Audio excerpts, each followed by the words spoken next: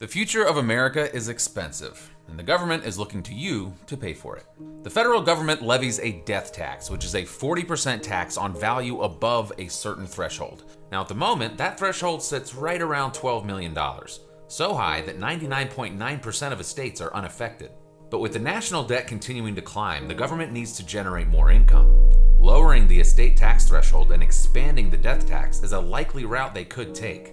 If this sounds crazy to you, keep in mind, that threshold was as low as $1 million as recently as 2002.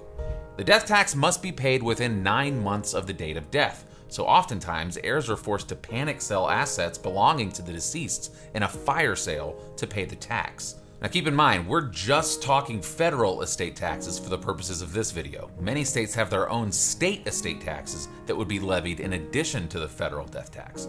So, in this environment, it would be wise to assume you will have an estate tax problem and address it rather than pretend it will go away. There are exactly 3 ways to address your estate tax problem. Number 1, give your assets away. There are many gifting strategies to move assets out of your taxable estate and into the hands of outside parties. Family, friends, a favorite university, charities, and foundations, for example. Number 2, spend it. You've got money to burn, so get to burning it. Buying cars, cruises, and other depreciating and value-wasting items is one way to minimize your estate and reduce any future estate taxes you'll owe. Number 3, insure it. Rather than spending money like crazy or just giving all of your hard-earned assets away, you can utilize a life insurance policy that will pay out enough to take care of that tax bill upon your death.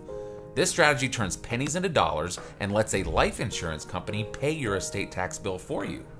Many people don't know that life insurance is by itself subject to the death tax. That means that if you have a $1 million policy and a taxable estate, your beneficiaries could owe $400,000 from that policy back to the government in estate tax.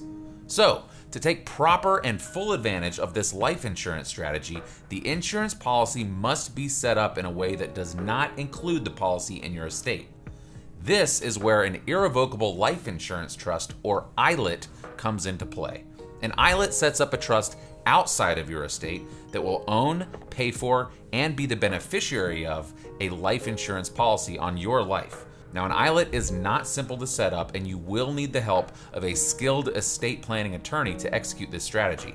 But when executed properly, an ILIT can save your loved ones and heirs millions of dollars in death taxes and ensure that the legacy you've worked so hard to build is passed on in the most efficient, cost-effective manner possible.